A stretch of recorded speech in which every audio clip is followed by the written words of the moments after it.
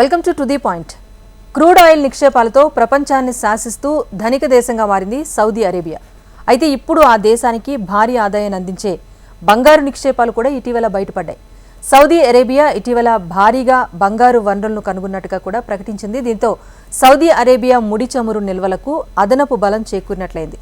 ఇప్పటికే సౌదీ అంటేనే బంగారం గుర్తుకొస్తుంది. సో సౌదీలోని మక్కా ప్రాంతంలోని అల్ ఖుర్మా గవర్నరేట్లో ప్రస్తుతం ఉన్న మన్సూరా మసారా బంగారు గనికి దక్షిణ ప్రాంతంలో 100 కిలోమీటర్ల విస్తీర్ణంలో ఈ బంగారు నిక్షేపాలు ఉన్నట్లుగా గుర్తించింది.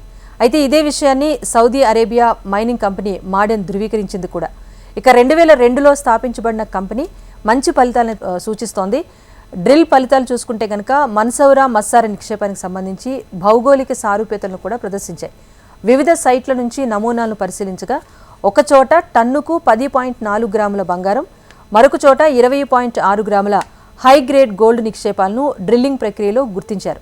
తాజా అన్వేషణలు సక్సెస్ కావడంతో మాడెన్ సంస్థ 2024లో మన్సౌరా మస్సారా చుట్టూ బంగారం కోసం డ్రిల్లింగ్ కార్యకలాపాలను కూడా తొందరగా చేపట్టబోతున్నట్టుగా తెలుస్తోంది.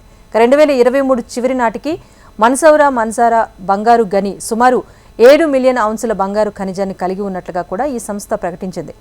అంటే సంవత్సరానికి 2,50,000 ఔన్సుల బంగారాన్ని ఉత్పత్తి చేయగల సామర్థ్యం ఈ బంగారు గని ప్రాంతంలో ఉందని ఒక నివేదిక అయితే రిలీజ్ చేసింది.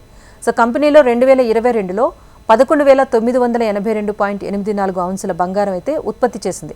ప్రస్తుతం ఇప్పుడు కనుగొన్న ఈ కొత్త గోల్డ్ నిక్షేపాలు ప్రపంచంలోని తదుపరి గోల్డ్ రష్కు కేంద్ర బిందువుగా మారుతుందని కూడా మాడెన్ సంస్థ ప్రకటించింది.